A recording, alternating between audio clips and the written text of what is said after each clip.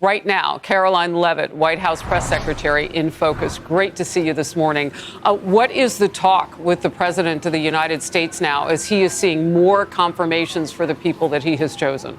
Well, it's great to see you, Harris. And President Trump and this entire White House are pleased with the way that things have been going on Capitol Hill. And all of President Trump's nominees thus far have been confirmed, some of them unanimously confirmed by the United States Senate. And today we expect that RFK Jr. will be confirmed as the Department of Health and Human Services Secretary. And we expect that he will swear into that honorable position later at the White House here today in the Oval Office with President Trump. It's a very exciting day because President Trump made a bold promise on the campaign trail to make America healthy again, and he is entrusting RFK Jr. with doing that. There's nobody better to investigate the chronic illness crisis in this country. The United States of America is one of the wealthiest nations in the world, but unfortunately, we are one of the sickest. There's been an 88% increase in cancer since 1990.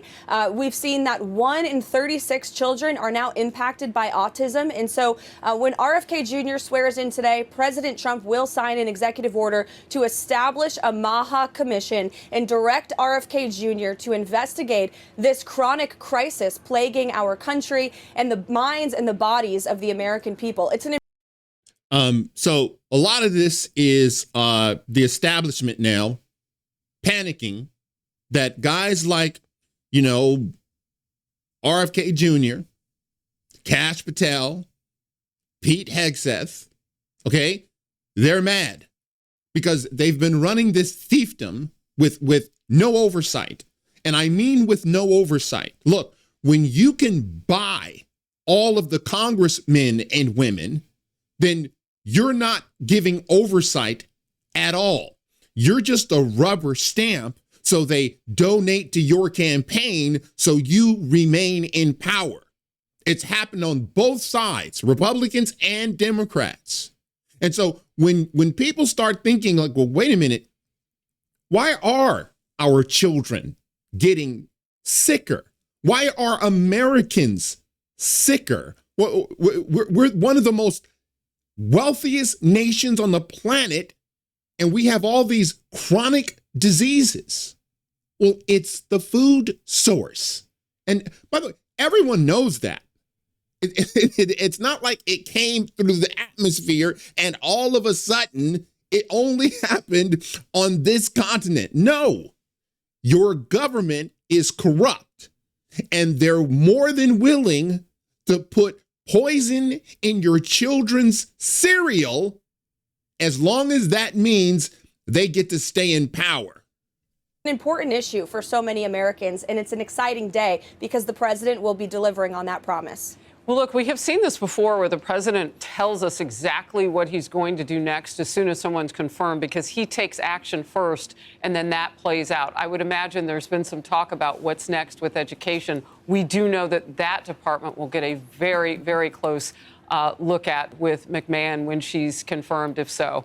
I do want to get to this. The president's Justice Department is now taking on New York leaders over the state sanctuary status for illegal immigrants. And Attorney General Pam Bondi announced a lawsuit against New York's Governor Kathy Hochul and Attorney General Letitia James. That lawsuit is also asking a court to end the state's green light law that lets illegal immigrants get a driver's license. Governor Hochul called the suit smoke and mirrors. AG James said she is prepared to defend the law. Bondi announced the move alongside Tammy Nobles, whose daughter was killed by an illegal immigrant. Here's some of what they had to say. This is a new DOJ, and we are taking steps to protect Americans, American citizens, and angel moms, like the mom standing right behind me. New York has chosen to prioritize illegal aliens over American citizens.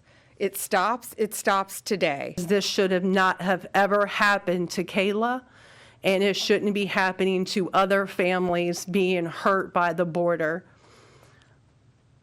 Homeland Security did not do their jobs. This dynamically affects families, as you've seen. And Caroline Leavitt, I want to ask you, $100 million or close to that were just clawed back because of the president's actions now through DOJ, the Department of Government Efficiency. from New York. And just talk to me about what's happening with this state, because he said he would focus on New York.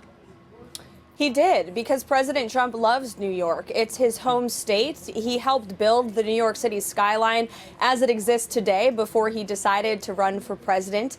And he's taking a serious action across this administration to make New York great again. And it's so sad to see what has happened to New York City, which has once the envy of the world and has now turned into a dumping ground for illegal immigrants from all over the world. And this administration is no longer going to allow that to happen.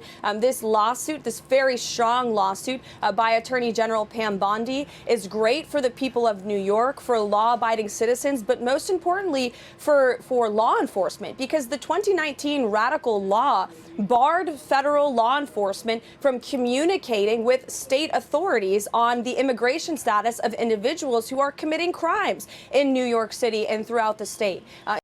So just stop and think about this, because I've already showed you guys the law pertaining to harboring and aiding and abetting illegals. I've showed you the actual law. I'm not making it up.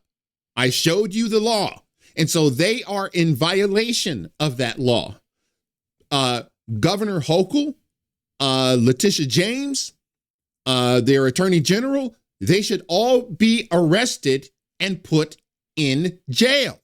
I don't understand why that would be. That's a big deal.